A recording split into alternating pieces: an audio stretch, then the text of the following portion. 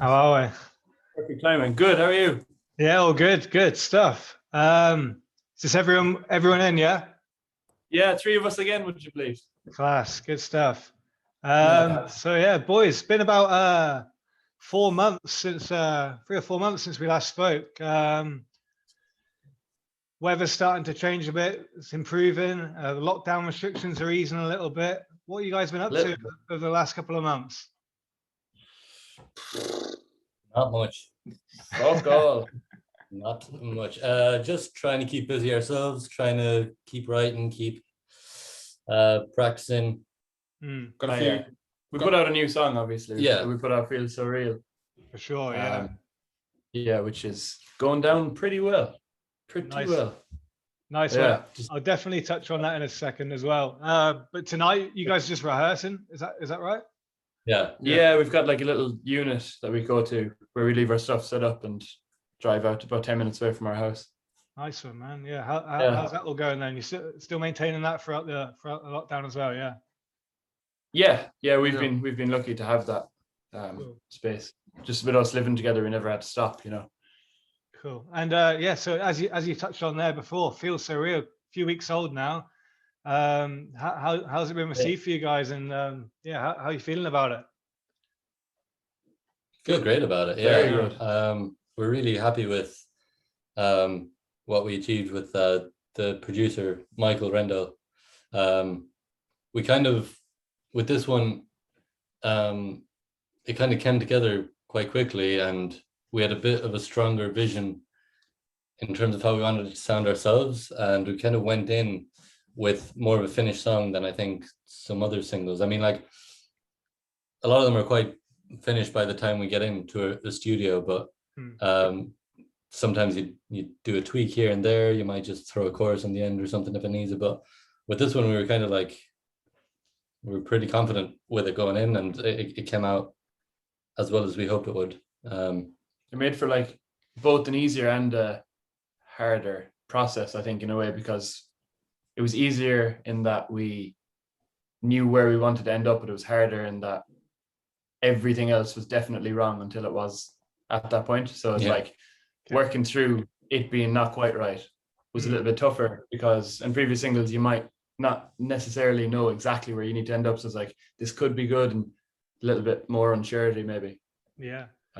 And with the music video as well, it's been it's obviously dropped with it. I'm getting some real cool like Tarantino, like Reservoir Dogs vibes off of it.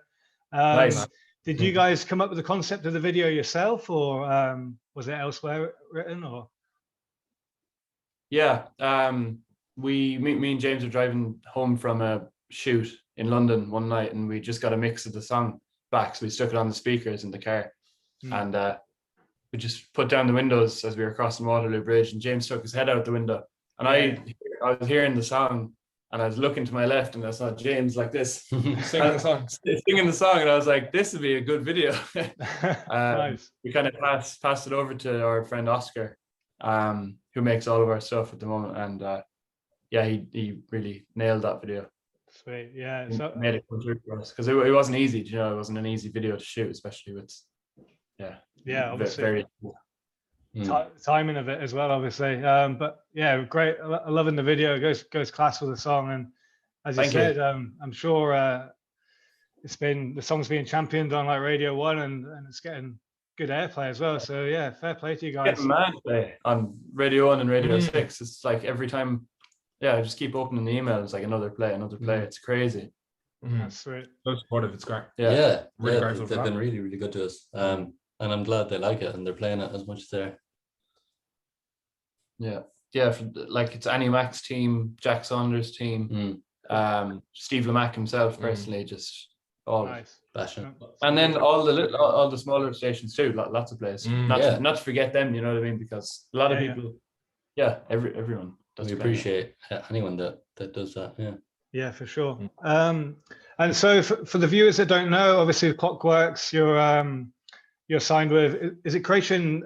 It's Creation Baby now, isn't it? It's not Creation 23 anymore. That's the word on the street. Yeah. So obviously Alan McGee's baby there.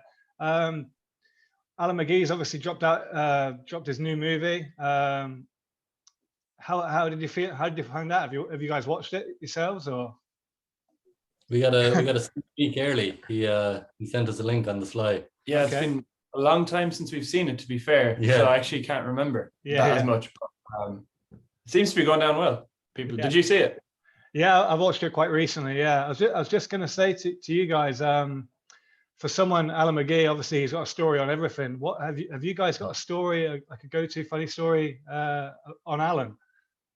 A go-to funny story on Alan. Oh, doesn't have to be a funny one either, to be fair, but yeah, just right. Sure, he really does have a story about everyone, doesn't he? Yeah. As soon as you mention something, he has a story. Well, like I guess one is like the first time we met him. Yeah, okay. You know, because obviously to us, here's Alan McGee, he's the guy that like Ren Creation and the guy like, from the film, man. Yeah, exactly. He like championed all these great bands. And next thing he's coming to see us in the rehearsal room to like, because he liked our single. So that was like weird. And then we were all setting up, getting our stuff ready, and James and Sean went in the car to pick him up from the nearest tube stop. So like me and Tom were like just waiting there in the rehearsal room, like waiting for him, and he comes in, and you know, we had talked beforehand being like, oh, what if he like just stays for one song and leaves and we don't hear from him for a month. But he just instantly, first of all, like we had put a set together in our heads, but he was just like, play that single. And we're like, okay, so that's gone out the window. So we play that, and then he's instantly like filming us and like dancing and like he's like the back of the room. Yeah, like he, you know, nice one. Didn't play cool in the sense of like he didn't try to be kind of this like, oh, I'm not gonna let you know what I'm thinking. He was just like this down to earth, like, it's great. What you see is what you get with him. Which is, I think, why he's been so successful, because just he's exactly what he says in the tin, and he's not gonna bullshit you. Yeah, he's like, and it was great just seeing him like taking videos and kind of like dancing and being like, play that one again. And just purely, thoroughly loves music. Yeah, everything music. Yeah, that's it. Good music. He loves good music. Yeah, and James, was that the day when did you break the mic stand, or did you break the mic, or? Yeah, that was that song, that first song. Okay. Love that. Yeah. I mean, we had this mad, like, sort of, both from the nerves of the night and also from the years building up to the point of playing in front of Alan McGee. So we had all this tension, and it came out in the poor mic stand, unfortunately. Yeah, the mic stand got it. First song. Nice one. Years of hard work. Yeah, I'm just waiting for the day that the rehearsal room listens to one of our interviews and like checks on that mic and realizes it was us. We'll get an invoice. Definitely. So boys, as you said, or as we all know, Feel So Real, it's out now. Have you been working on anything else like in the pipeline? Is there an EP maybe on the way, or possibly an album? This reminds me of last time we talked when you were like, have you got anything coming up? And it was Feel So Real, but we hadn't announced it yet, so we were like, maybe. Just digging away.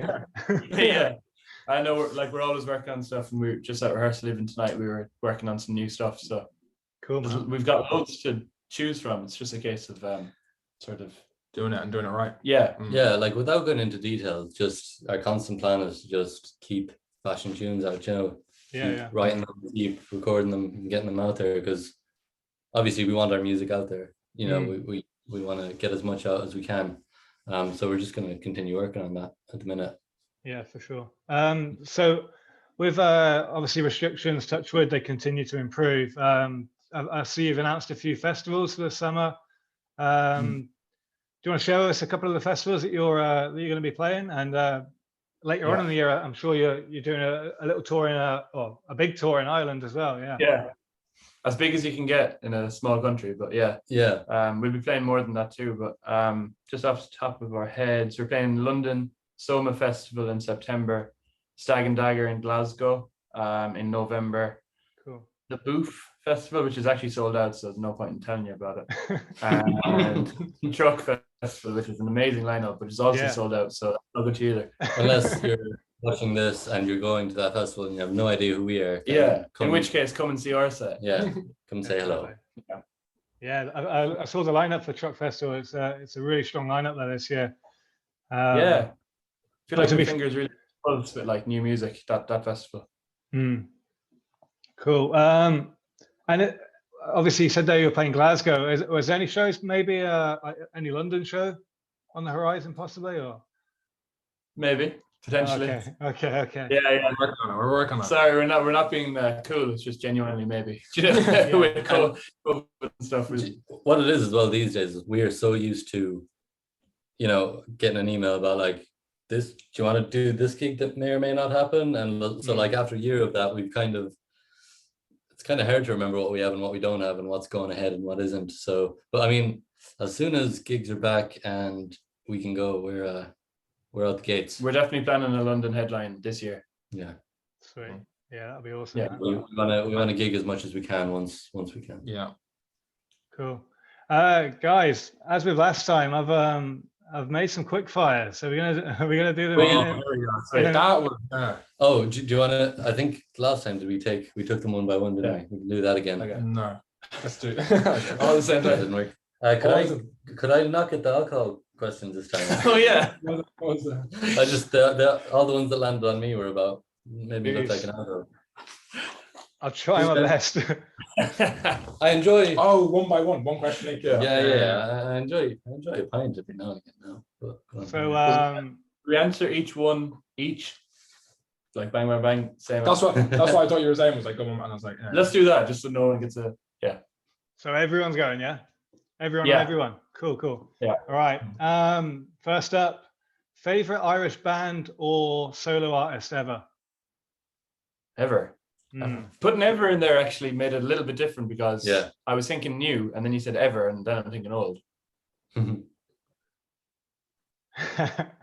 Amy Rice. I'm gonna say right now Kojak. Okay. And Thin Lizzy. Sweet, cool answers. Speaking of Tarantino earlier on, like the links with your music video, obviously Suited and Booted, Reservoir Dogs. What's your favorite Tarantino movie, guys? Ooh, Good one. I'll say Reservoir Dogs. James might hate me, but I'll say Once Upon a Time in Hollywood. Ooh. Nice. Okay, Inglourious Bastards. His catalog of movies is just unreal anyway, isn't it? It's just class. Yeah, that's missing Pulp Fiction. You don't lose with him. The reason I like Reservoir Dogs is just because it's so obviously we know it's low budget, but it kind of reminds me of like a new band almost. You know, like there's a real romance to like kind of the first. It's punk. You know, it's shot like a punk. Yeah, definitely. Yeah, it's incredible. Again, speaking about festivals earlier on, what would you say is the worst thing about a festival? Toilets. Toilet queues. Oh, I'll beat you and say ATM queues. Oh yeah, and then getting charged a $5 for a bloody or whatever. Yeah. There are far more toilets than there are ATMs, but everybody needs it so much. Toilets for sure. Hopefully they're a bit better for you guys backstage this year, from what you may be used to. Fingers crossed. Can we describe the band in 3 words? Nope. No, we can't. I'm sure we could. Pick a word each and don't. Yeah. Okay, just say them all. Big. Furry. What? I don't know. Come on, say it. I was thinking super furry animals. Big furry. Troglodytes. That's nothing about us or our music. That's just ridiculous. But we could describe. Well, John, who knows? Who knows what people see in us? Maybe somebody looks and sees 4 big furry troglodytes. I'm not going to take that from them. I've not a haircut. If that's what you see, that's your business. Nice. Okay, lots of talk about alcohol last time around, but what would you say is your least favorite beverage? Could be alcoholic or it could be non-alcoholic, whatever. Least favorite. Cucumber water. Dr. Pepper. Oh. I just can't get into coffee. Oh, okay. Yeah. Taste of cigarettes. Just beer and whiskey with you, isn't it? I Always suppose it is. Yeah, Okay. maybe throw some whiskey in that coffee and we'll talk. There we go. Favorite documentary or like music doco? Ooh. Oh, so many good ones. Oh, that's a tough. That's. I'm just trying to remember. I'll represent and say Supersonic. Yeah, it is good. Yeah, that's good. It's very good. it is. Like even as they go, it's top quality. Define ones. Oh, Oh, Right. fuck I it. didn't think of a series. True. Drive to Survive. Okay. He said music though. Well, he said dog and then music yeah. doc, so I'm gonna go with dog. Okay. Sweet. You like the Billie Eilish one though. Oh yeah, I'll go with the Billie Eilish one actually. Yeah, that was good. Cool. The one was a little blurry. That was really good. I got some real random ones coming up now. Who is the best rapper of all time?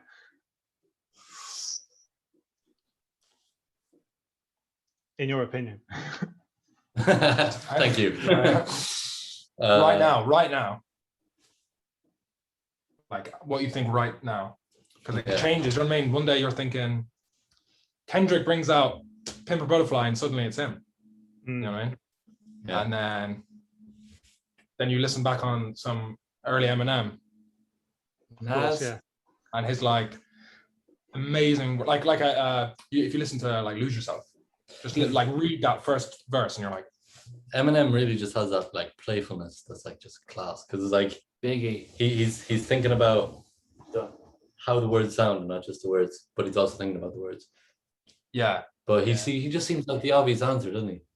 I love it when you call me Big Pop, but Again. If they wrote Yeah. pop, Some of pop. the LGs. Yeah. What about this one, boys? Are you scared of getting old? Old.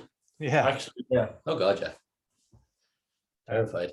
Terrified for now. I think you're meant to hit a sweet spot at about like 40, where you're like, it could be okay. Yeah, do you know old people just don't give a shit. Once Yeah. they get Exactly. actually- Yeah. So it's So they like, I'm trying to, I try to not spend my youth worrying about it because old people seem fine. They seem True. grand, don't they?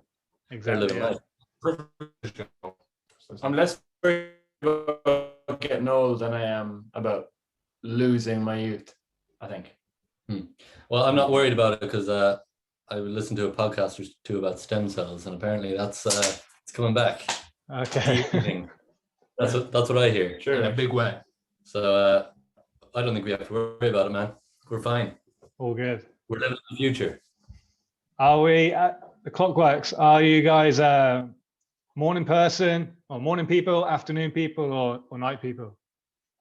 The latter two, probably. I want to be a morning person. I've definitely tried to be. It's hard when you're rehearsing late and working and all this stuff, but I'm definitely a night person because I love staying up till like 5 a.m. and sleeping till 1. That's like a great cycle for me. But Do you know what go on. I like both. That's the problem. Yeah. I like staying up late and waking up early. Yeah. But I can't. you hate sleeping because it's a waste of life. I remember you saying that. Yeah. It is quite scary, isn't it, when you think about it? Like, Yeah. The earlier you're dying. the thought of getting up early is worse than actually getting up because once you're up, it's actually way better. You're like, oh, I'm so get up so early. Yeah. But it's just when you're in bed and you're like under the cover, you're kind of, it's hard to get yourself motivated. I think personally, anyway, I get work done, like music work done, in really, really early. So like getting up at like, Oh, cool.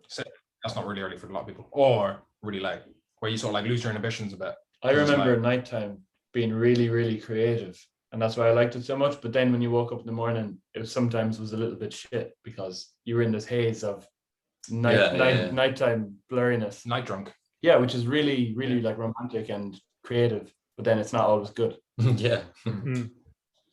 Yeah, you can just get like emotional for no reason and shit like that. Yeah. It's the best stuff you've ever done. And you're not. It's like All those right. memos you do in the middle of the night. We don't do well with quickfire, do we? That's all good.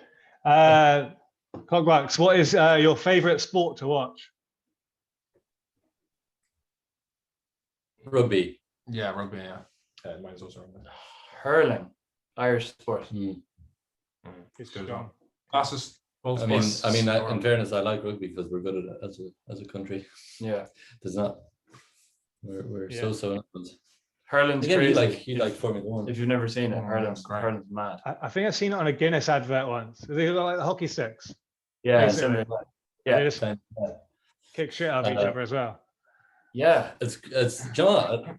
It's amazing, like the coordination, everything it takes, and it's so fast paced. It's a really great game. I'll have to if I'm ever over in Ireland when the hurling season's on, I'll have to definitely get to a game for sure. Yeah, definitely. We have to go to the county final. I mean, Croke Park is it the third biggest stadium in Europe or the world? It's a big. You know, it's a huge sport. It's a small country. Nice one. Yeah. And it's amateur as well. It's also great to kind of, as a country, have a sport that it's kind of yours, you know. Yeah, no other. Yeah, exactly. Yeah. It's like it's heritage, it's culture. Definitely. And finally, what have I got here? Tell the viewers at home one thing that makes Galway great. Shop Street, which is the main street in Galway. Cool. The Claddagh,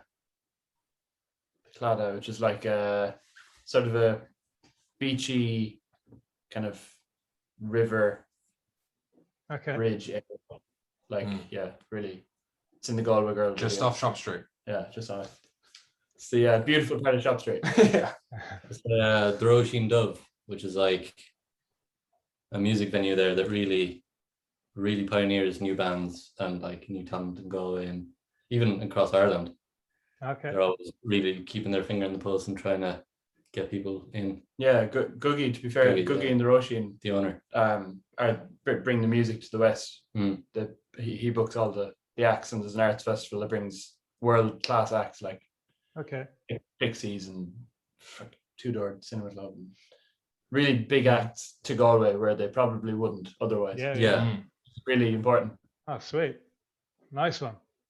Well, lads, sorry, carry on, man. Sorry. All I was saying was that we used to go there and drink. That is all I was adding, which isn't adding much. The odd silent disco as well. Yeah, we've spent a lot of our youth there. Yeah, and it was a really important place for us. Really, just sending that home to you in case you didn't get it. Yeah. Was that where you guys had your first gig? Yeah, it was actually, and our first 100 gigs probably. Yeah. Our first sold out gig. Our first headline gig. Our second sold out gig. Our second sold out gig. Yeah. Is that when did Alan come over and watch one of your gigs over there as well? And he said he was really like, this when COVID was first coming around, wasn't it? Or was there? Yeah, he had COVID apparently. He said he had COVID because he had to leave after 3 songs. He was absolutely dying. Okay, he has no he'll tell you himself that he reckons he had COVID at that gig. God knows how many so he took it to Ireland. Yeah. No better man. Patient zero, Alan McGee. He was never confirmed positive, so he can't hold it against him. Yeah, am I joking? Of course. We didn't know. Yeah, it was a different time. That was December in 2019, just for everybody. Who loses their. Yeah. Should have listened to China. Well, lads, absolute pleasure again. I'm definitely come over and catch you at one of these shows, wherever it is in the UK. Anyway. Let us know if you're coming. And definitely, and look you up. keep up with the hard work as well. I know the fan base is growing, and nothing but good words to say about you guys. So keep up. Thanks, man. Yeah, thanks very much. Appreciate it. Sweet. Cheers, lads. Have a good night. In 4 months. That's it. Cheers. Good luck.